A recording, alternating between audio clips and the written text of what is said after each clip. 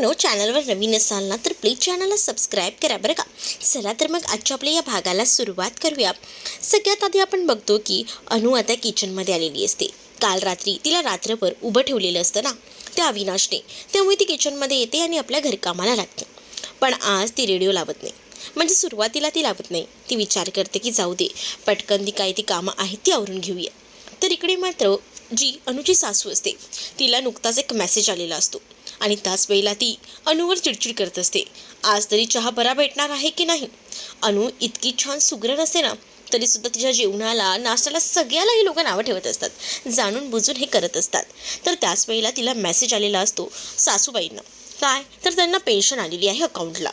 मग आता ते विचार करत असतात की आज आपण मस्तपैकी एक साडी वगैरे घ्यायची. आणि तेवढ्यातच अनु त्यांना चहा घेऊन आलेली असते.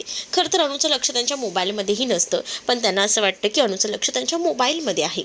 तर दुसरीकडे मात्र आता पाहायला मिळतं अनुचे जे बाबा असतात ना, ते मात्र आता म्हणत असतात की आपण एक जमीन घेतली होती, ती त्या जमिनीला आधी किंमत नव्हती, पण आता त्याची किंमत ना जवळजवळ सोन्याच्या पट झालेली आहे. म्हणजे जसं सोनं महाग झालंय अगदी तसंच त्या जमिनीची किंमतही वाढलेली आहे. ही गोष्ट ऐकून खरं तर दिव्याला आनंद होतो. दुसरीकडे आता या महिन्यात पैशाची खूप जास्त चणचण आहे, त्यामुळे तुम्ही सगळ्यांनी घर खर्चाला पैसे द्या असं देखील आता म्हटलं जातं.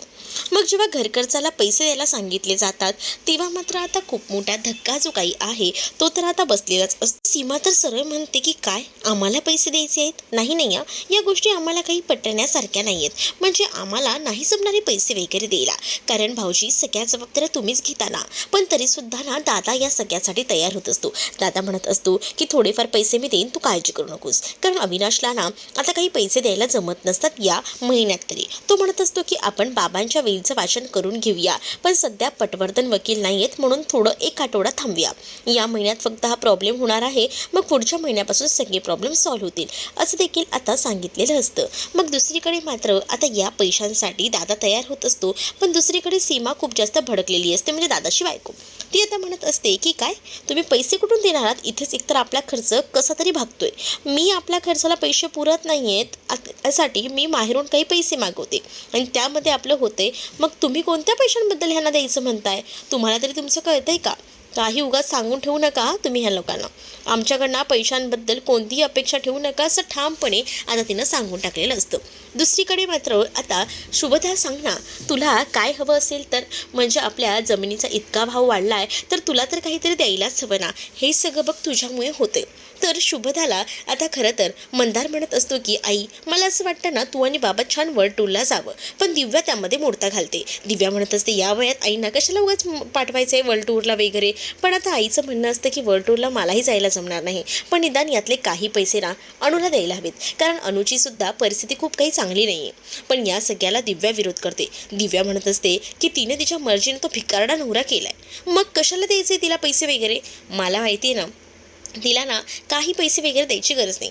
मग हे सगळं जेव्हा दिव्या बोलते ना तेव्हा खरंच खूप वाईट वाटतं आईला, पण तरीसुद्धा आई आता शांत असते. त्यातच मंदार आपल्या आईला म्हणतो की आई तू काळजी करू नको, माझ्या वाटणीचे जे पैसे असतील ना ते मी नक्कीच ना आपल्या अनुसाठी देईन. मग इथे मात्र दिव्या विचार करते, बघतेस ना मी तू कसा देतोस ते, असं आता ती एकटीच बडबडत असते.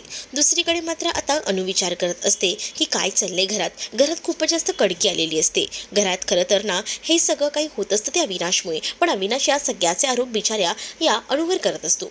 अनुवर म्हणजेच काय तर अनु ही जास्त खर्च पैसा करते, म्हणजे तिला मी दर महिन्याला पैसे खर्चाला देतो, पण घरातच खूप जास्त पैसे खर्च होतात, कारण ही श्रीमंताकडची मुलगी आहे ना, हिला वायफाय खर्च करायची सवयच आहे असं देखील म्हणून तिला टॉर्चर केलं जात असतं. त्यावर दादाच मात्र अनुची बाजू घेऊन बोलत असतो की नाही उलट आहे ना वहिनीला बराच वेळेला मी पाहिले बरेच पैसे ती वाचवायचा प्रयत्न करते, मी तिला जवळून ओळखतो, मला माहिती आहे. आणि त्याच वेळेला अनु मात्र शांत असते. अनुला सासूबाई सुद्धा आता ओरडू लागतात आणि म्हणत असतात की काय ग मला एक गोष्ट कळत नाही, तुझं इतकं माहेर पैसेवाला आहे, त्यांच्याकडनं कधी पैसे का मागत नाहीस? आणि मुळात तुझ्या वडिलांकडे इतकी प्रॉपर्टी आहे, सगळं काही भावालाच देणार आहेत का, तुला काहीच देणार नाही आहेत का, असं देखील टोमणा मारला जातो. त्यावर मात्र आता खूप जास्त राग ना अनुला येत असतो, तरीसुद्धा अनु शांत राहते, कारण अनुला काही बोलायला ऑप्शन नसतो. इथे मात्र जी सीमा असते ना ती म्हणत असते मी कसे आम्हाला पैसे पुरले नाही तर माहेरून मागवते. वहिनी तुलाही मागवायला काय होतंय, उगाच सगळ्यांवर लोड कशाला द्यायचा आहे, प्रत्येकाने प्रत्येकालाच बघायचं. दुसरीकडे मात्र आता एकच निर्णय सांगून टाकलेला असतो आईने, तो म्हणजे काही झालं तरी रेवतीचं लग्न हे या वर्षभरात धूमधडाक्यात व्हायलाच हवं, कोणत्याही परिस्थितीत. त्यासाठी तुम्ही ते पैसे कुठूनही आणा, असं देखील आईने ठामपणे सांगितलेलं असतं. आईकडेही पैसे खरं तर मागितलेले असतात, पण आई सरळ सरळ पैसे द्यायला अविनाशला नकार देते. तिचा पेन्शन येऊन सुद्धा ती म्हणते की माझं पेन्शनही आलेलं नाहीये. तर या सगळ्या गोष्टीचं थोडं का होईना अनुने टेन्शन घेतलेलं असतं. अनु विचार करते की काय चाललंय घरात नेमकं. मी तर पैसे वाचवायला जाते, पण या सगळ्यामध्ये सुद्धा मलाच टॉर्चर केलं जाते. पण नंतर ती विचार करते की चला आपण आधी जाऊन पिऊला उठवूया. जेव्हा ती पिऊला उठवायला गेलेली असते तेव्हा पिऊचे पाय खूप जास्त दुखत असतात, कारण पिऊ रात्रभर बाहेर उभी होती. मग पिऊला ती आता पाय दाबून देत असते. तेवढ्यातच पिऊला जाग येते. आईला ती म्हणते की आई हे सगळं काय करतेस तू. त्यावर पिऊला आता ती म्हणत असते की अगं बाळा, तू रात्रभर उभी होतीस, दमली असशील ना, म्हणून पाय दाबून देते. आई नको की इतकं सगळं करू, मला माहिती आहे तूही किती प्रसंगातून तोंड देत जात असतेस पुढे, पण तरीसुद्धा तू इतकं सगळं करतेस, नको इतका विचार करू, मला वाटतंय बरं. आणि त्यानंतर आता थोडा का होईना मूड तिचा जरा फ्रेश झालेला असतो. अनु किचनमध्ये येते तेव्हा रेडिओ ऑन करते. रेडिओ लावल्यावर आता रेडिओमध्ये ती जॉकी बोलत असते, आज आपल्याला एक स्पर्धा घ्यायची आहे, त्यामध्ये मी तुम्हाला एक गाणं सांगेन आणि त्या गाण्याचे संगीतकार कोण आहेत आणि हे गाणं कोणी गायलेलं आहे हे सुद्धा मला सांगायचे.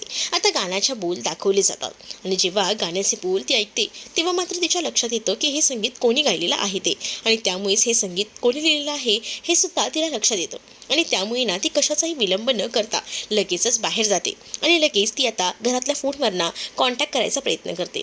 आणि त्याच वेळेला तिला असं वाटत असतं की आपल्याला काही पैठणी नको आहे, पण आपल्याला प्रश्नाचं उत्तर येते तर आपण हे प्रश्नाचं उत्तर द्यायला हवं. आणि गदी माडगुळकर असं ती उत्तर देते. आणि त्याच वेळेला रेडिओवर अनाऊन्समेंट होते की वा अनुप्रिया, वा तुम्ही ही स्पर्धा जिंकलेला आहात आणि तुम्हाला लवकरच पैठणीसुद्धा मिळेल, अभिनंदन. अशी अनाऊन्समेंट झाल्यानंतर इकडे मात्र तेवढ्यातच अविनाश घरी आलेला असतो. अविनाश हे सगळं ऐकतो. अविनाश म्हणत असतो काय पैठणी मिळते, मग ठेव फोन.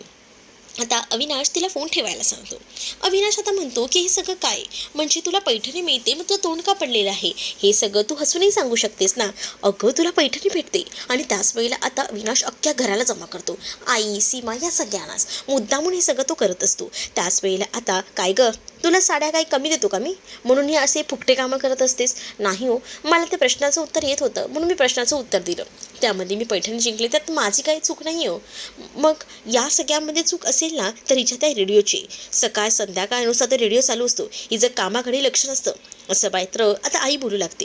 बिचाऱ्या अनुला खूप काही गोष्टी सहन कराव्या लागतात. दुसरीकडे आता रेडिओवर गाणी सुरू असतात. सीमाला मात्र या सगळ्याचा आनंद होत असतो. सीमा म्हणत असते की बरं झालं, फायनली जे हवं होतं मनामध्ये तेच अगदी बरोबर घडते आणि त्यामुळे ती खूप जास्त हॅप्पी असते. अविनाश मात्र तो रेडिओ घेऊन येतो. रेडिओवर खूप सुंदर असं मी संसार माझा रेखिते या सिरियलचं टायटल सॉन्ग लागलेलं असतं. आणि तेवढ्यातच रागामध्ये तो जो रेडिओ आहे तो अविनाश खाली फेकतो. तो रेडिओ खाली पडल्याबरोबर त्याचे तुकडे होतात आणि ते गाणं तिथे स्टॉप होतं. तेव्हा मात्र आता अनुप्रियाला खूप मोठा धक्का बसतो. अनुप्रिया पाहत राहते. अनुप्रियाच्या डोळ्यामध्ये अश्रू आलेले असतात. त्याच वेळेला अनुप्रिया रडत बसते, पण त्यावेळेला तिला सावरायला तिथे आता पिऊ आलेली असते. आणि पिऊ मात्र आता अनुप्रियाला म्हणत असते की तू काळजी करू नकोस, मी तुझा हा रेडिओ जॉईन करून आणेन, तू नको रडूस, आपण लवकरच हा रेडिओ पुन्हा रिपेअर करूया, असं देखील तिला आशा देत असते. तर पुढील भागामध्ये मैत्रिणींना आपल्याला पाहायला मिळतं, खरं तर ना आता वकील आलेले असतात आणि वकील विलचं वाचन करतात. खरं तर जी प्रॉपर्टी आहे ती मात्र प्रथम आणि त्यासोबत पिऊच्या नावावर केलेली असते, पण जोपर्यंत ते पूर्णपणे 18 वर्षाचे होत नाही तोपर्यंत पूर्ण या प्रॉपर्टीवर हक्क जो आहे तो अनुप्रियाचा आहे. आणि हे जेव्हा सगळेजण ऐकतात तेव्हा मात्र सगळ्यांनाच खूप मोठा धक्का बसतो. तुम्हाला भाग कसा वाटला हे नक्कीच मला कमेंटमध्ये सांगा आणि अशाच नवनवीन भागांसाठी आपल्या चॅनलला सुद्धा सबस्क्राईब नक्कीच करा. चला तर मग भेटूया पुढच्या भागामध्ये. तोपर्यंत टाटा बाय.